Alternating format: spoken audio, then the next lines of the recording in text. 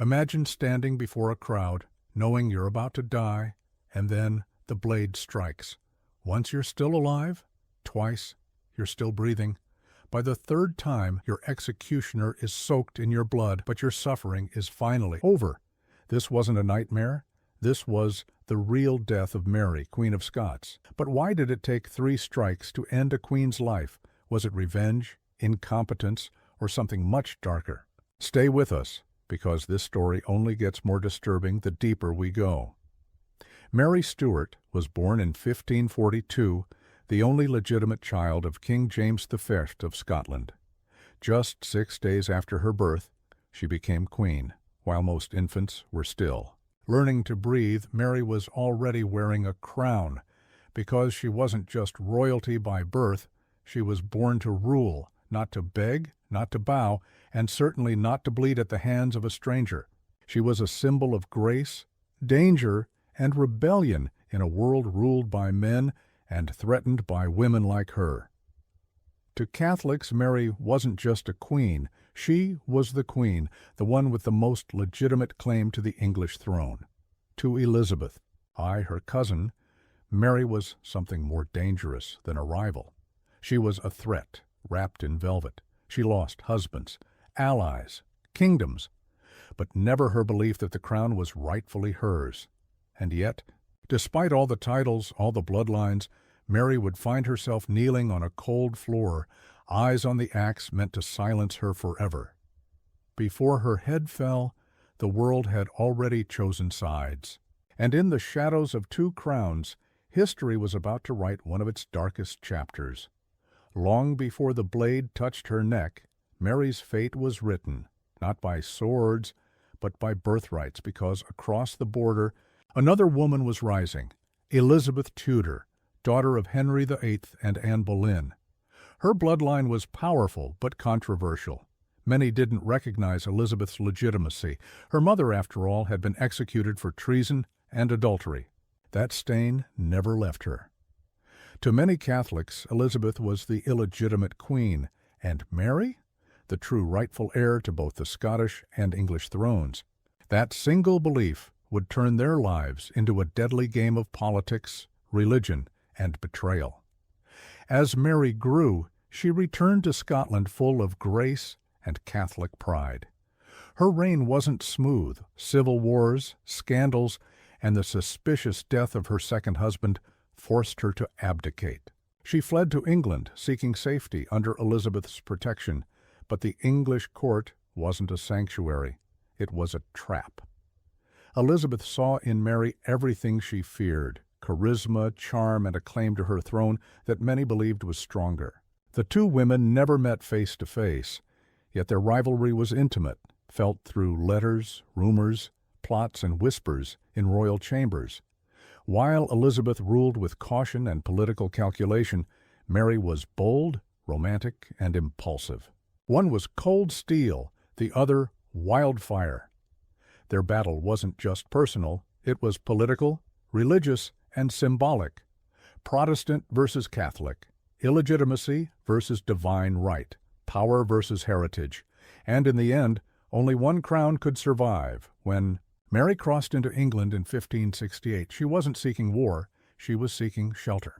Her own people had turned on her, and her throne had been taken by her infant son. With nowhere else to go, she placed her fate in the hands of her cousin, Queen Elizabeth II. But queens don't protect rivals, they silence them. Instead of hospitality, Mary was met with chains. Not iron ones, but velvet ropes of royal hospitality. She wasn't thrown into a dungeon. No, her prison was far more elegant and far more cruel. Locked inside castles and country estates, Mary lived surrounded by guards, walls, and silence. Her quarters were furnished, her meals served with silver, and yet she was never free. Every letter she wrote was read. Every step she took was watched. Every visitor was filtered by Elizabeth's court. But captivity did not break Mary. If anything, it made her more dangerous. In these long, dragging years, Mary became a symbol, a beacon for every English Catholic who wanted to see Elizabeth dethroned. Rebellions began to rise in her name. Plots were whispered in candlelit corridors. Foreign powers saw Mary not as a prisoner, but as a weapon waiting to be used. Elizabeth knew this. She knew that as long as Mary was alive, she would never rule in peace. And yet, Elizabeth couldn't bring herself to order her cousin's death. Not directly. Killing another monarch, especially one with such divine and ancient claim, was a line even she feared to cross. So Mary remained in limbo, not free, not condemned, just waiting. 19 years passed like a slow execution. Seasons changed outside her window while her life shrank within stone walls. She embroidered. She prayed. She wrote letters in secret ink. But time kept closing in, and as the world outside burned with plots and politics, Mary sat in silk, still dressed like a queen, still believing in her crown, completely unaware that the paper that would seal her fate had already been written. Oh, all that was left was a reason to use it. It began like so many royal downfalls do with ink on parchment.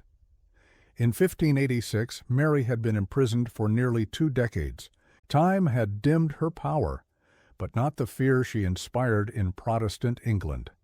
Elizabeth's advisers knew the threat hadn't faded. It had simply gone quiet. And quiet threats are the most dangerous, so they laid a trap. Francis Walsingham, Elizabeth's spy master, was a master of secrets and shadows.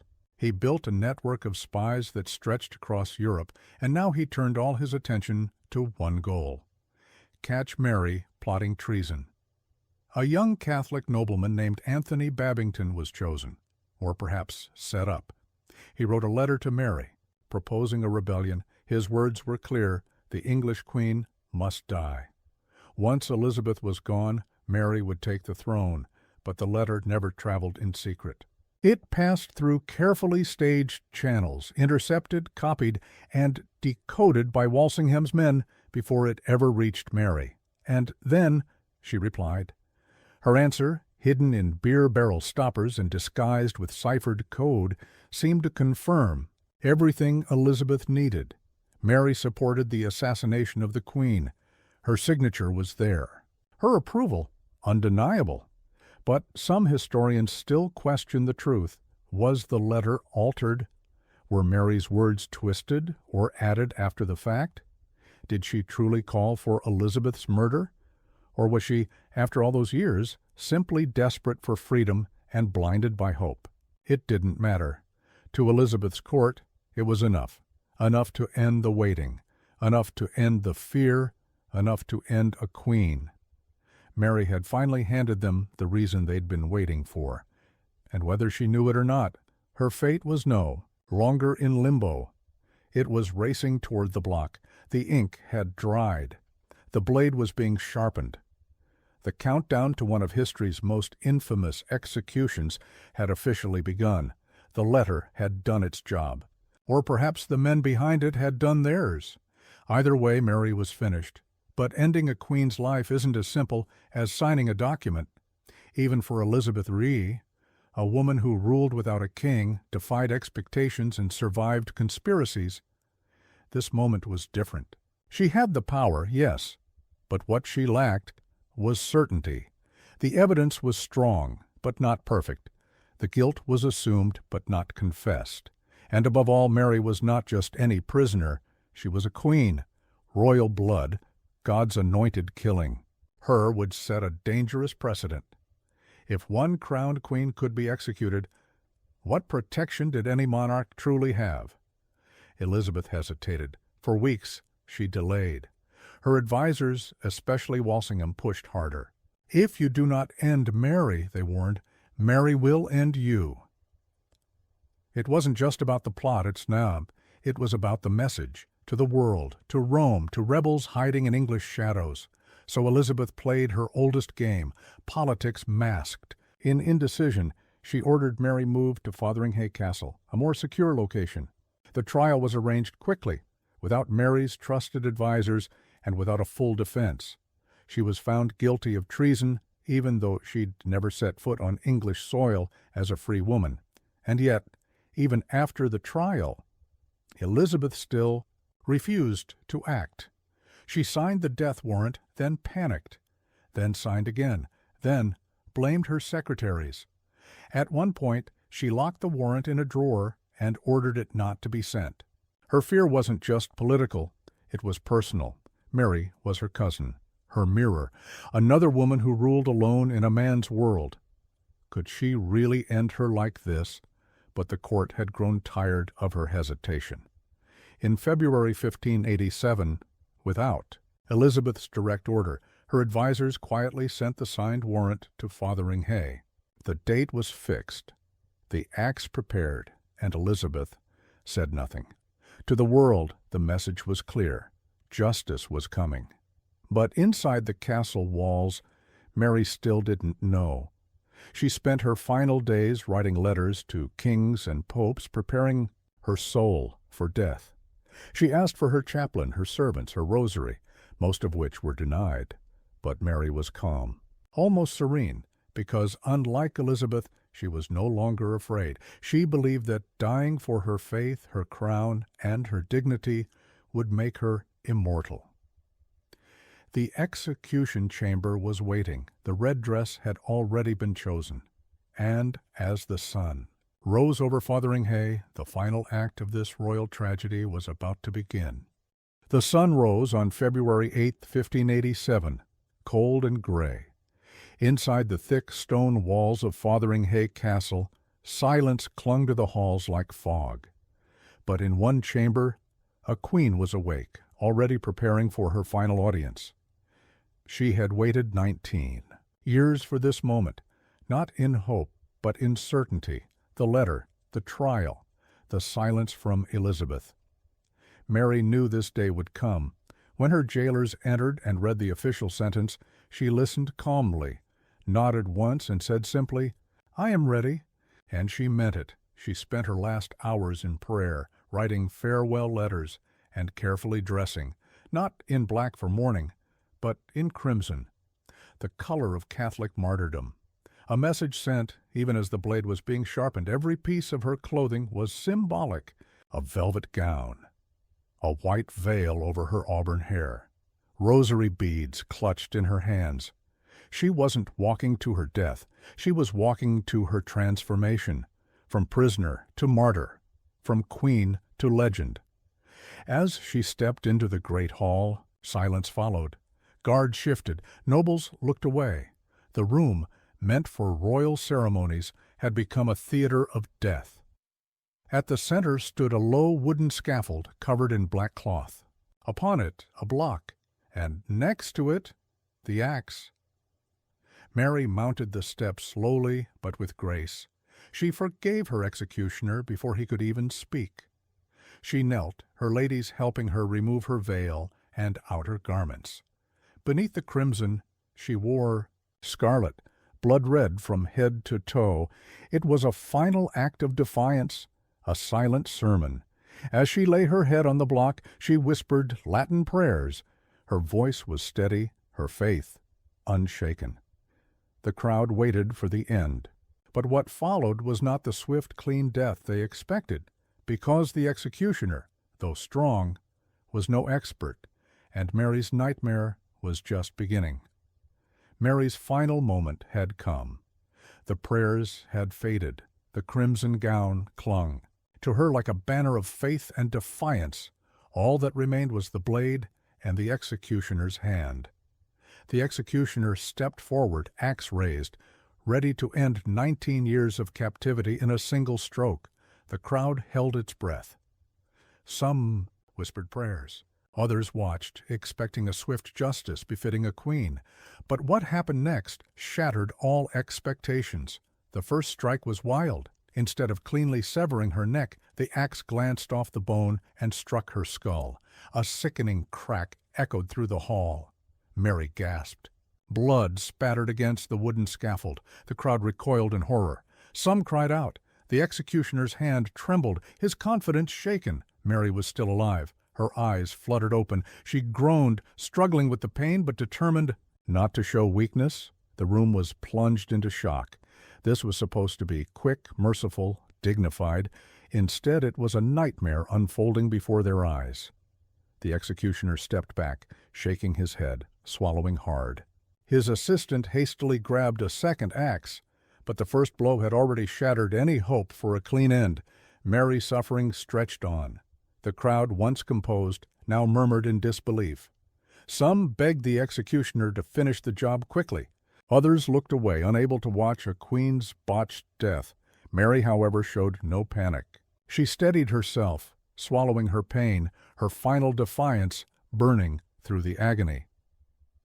The grim truth was clear. This would not be over in one strike, and what happened next would haunt the witnesses for a lifetime. This moment, where royal dignity meets brutal human error, is the turning point of Mary's tragic end. The first strike had failed to silence Mary. Blood stained the wooden scaffold, and a hush of disbelief rippled through the crowd. The executioner's hands trembled. Uncertainty clouded his eyes. He had expected one clean blow, but now the grim reality was clear. This was going to be far more gruesome. As Mary lay struggling with the pain, the executioner hurriedly raised the axe again. This time, his movements were desperate, driven by panic rather than precision. The second strike came down, but it was no better. Instead of a swift end, the axe only grazed her neck. The cruel sound of the blade scraping bone sent a shudder through the room. Mary cried out, a raw, agonized sound that cut through the thick silence. Witnesses gasped. Some looked away, unable to watch the queen's suffering. The assistants exchanged fearful glances. The executioner, his confidence shattered, stepped back, breathing heavily, his face pale. This was no longer an execution. It was a nightmare. But Mary's strength, her dignity, remained unbroken. Despite the pain and terror, she found the will to speak. Her voice, though strained, was steady. She asked for forgiveness for the executioner, the very man who had failed to give her the mercy of a swift death. She prayed aloud for her soul and those watching. The crowd was torn between horror and admiration. This woman, condemned to die, carried herself with grace even in her final agony. But the executioner knew one thing. He had to finish the job. He raised the axe a third time, his hand shaking violently, every eye fixed on that final moment. Would the third strike bring mercy or madness? Mary's fate balanced on the edge of a blade, and the tension in the room was unbearable. The executioner's hands trembled as he prepared for the third and final strike. The weight of the moment pressed down not only on him, but on everyone watching. Silence wrapped the chamber like a shroud, heavy, expectant, fearful. Mary, lying on the scaffold stained with her own blood, was a queen until the very end. Despite the pain twisting her face, her spirit did not falter. She had already forgiven the man about to end her life. She whispered prayers, her voice barely audible, a fragile thread of faith tying her to a destiny larger than this grim moment. The executioner lifted the axe once more, steadying himself against his terror and guilt. The crowd leaned in, breaths held. The sound of the blade cutting through the air was the last thing Mary heard on this earth. The third blow struck true. The blade fell cleanly, severing Mary's head from her body. A collective gasp echoed through the hall. Some sobbed, some crossed themselves. Others, hardened by politics and power, remained silent. Mary, Queen of Scots, was dead, but her death was not the end of her story. Far from it. Her execution sent shockwaves through Europe. Catholics saw her as a martyr betrayed by Protestant England. Elizabeth's court celebrated the removal of a threat, but many whispered unease. Killing a fellow monarch was unprecedented, dangerous. Mary's head was displayed to confirm her death, but legends had already taken shape. Stories of her dignity, her faith, and yes, even the botched execution spread like wildfire. In death, Mary became immortal. She was no longer just a prisoner or a queen stripped of power. She was a symbol, of sacrifice, of faith, of the brutal cost of royal intrigue. Elizabeth, watching from afar, faced the consequences. She had removed a rival, but ignited flames that would burn long after Mary's final breath, and so the botched beheading, the 3 terrible strikes, became more than a grim footnote. It was a haunting reminder that even kings and queens are mortal, and sometimes death itself can be a spectacle of human error and sorrow.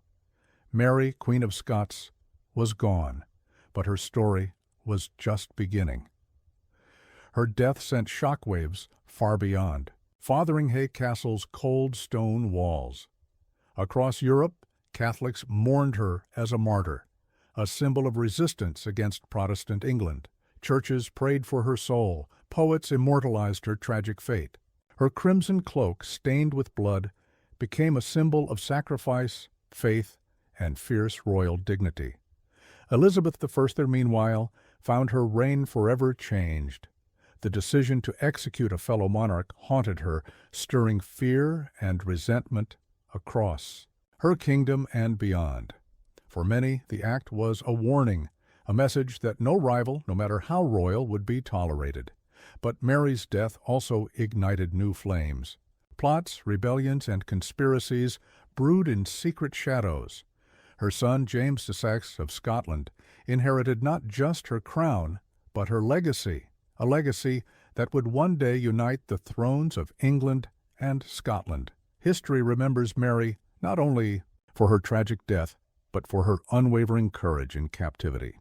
Her botched beheading, the 3 brutal strikes, remains a chilling symbol of human error, political tension, and the high cost of power. And so the tale of Mary, Queen of Scots, is not just about a queen who lost her life. It's a story about fate, faith, and the brutal, fragile nature of history itself. If you found this story gripping and want to uncover more ancient deaths and dark histories, don't forget to subscribe to the channel and hit that like button.